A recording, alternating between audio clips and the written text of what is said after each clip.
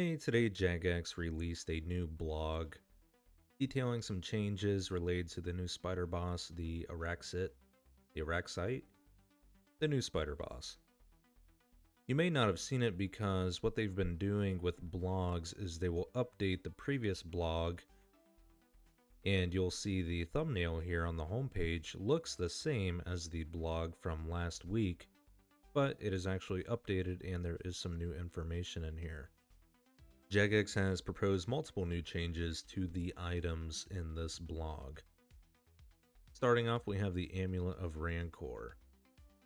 Players wanted it to be buffed a little bit so that it can better compete against the Amulet of Blood Fury, and players did not like that the Amulet of Torture requires 93 crafting, and so Jagex came up with a creative way to get around that. But first, let's look at the stat changes. And you can see that they have increased the stab, slash, and crush from the original proposed 20 each up to 25 each.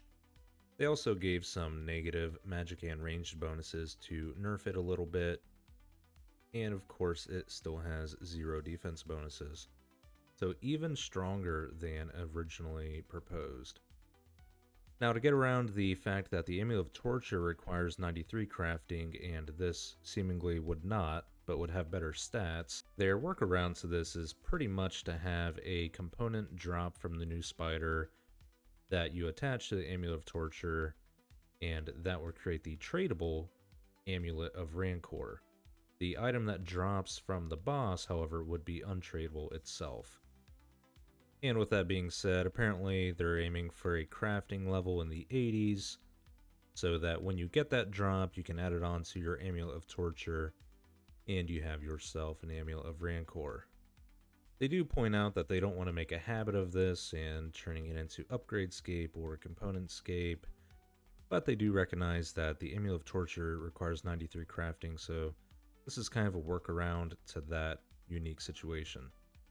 I personally am not a fan of bosses that drop untradable items, particularly with Duke, how you have to get multiple items to make the Soul Reaper axe, and other bosses in that fashion. I just want to be able to get the drop and sell it for a profit right away, but this is a single drop, and you add it onto the Amulet of Torture, and that makes the tradable Amulet of Rancor.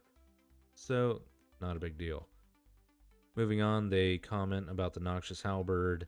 And yes, they're trying to make a halberd that has comparable DPS to other high-level weapons, and they noticed that they needed to adjust the special attack, so they have some changes to the special attack, lowering the special attack requirement from 60% to 50%, which means you will get back-to-back specials, and they have added a new feature to the halberd's special attack, so here we go.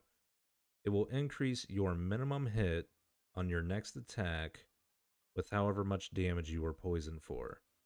So, if you were about to be dealt 16 damage by poison, the special attack would cure you and your next hit would roll between 16 and your max hit. So it would effectively raise your minimum hit by how much you're poisoned by. And that's a pretty unique mechanic. Moving on down here to the arena boots. They make the comment again that they want these to be some type of tri-bred boots for you to use in multiple setups. And they are buffing the strength bonus from +2 to +4 strength, which brings them in line with D boots. They have no defense bonus at all. With that being said, they're also locked behind the Slayer requirement to kill the new boss, a higher Slayer requirement than both Spiritual Mages and Cerberus. They again comment that they're trying to make some tri-bred boots to cut down on so many switches. And lastly, they comment on the anti-venom that they are proposing. They've set the requirement for 94 Herblore to craft the new anti-venom, and at this point they are not looking at changing that. They're going to leave it as it is. And here, right at the end of the blog, they say before they sign off, they promise that Araxxor is going to be the last big spider boss they make for a long time. And there have been quite a few of them indeed. And if you were not aware, as I mentioned in the start of the video, they do just update the old blog. So even if you've seen that blog before, you've seen the thumbnail, it could have new content in it. Just pay attention to the date that it was updated.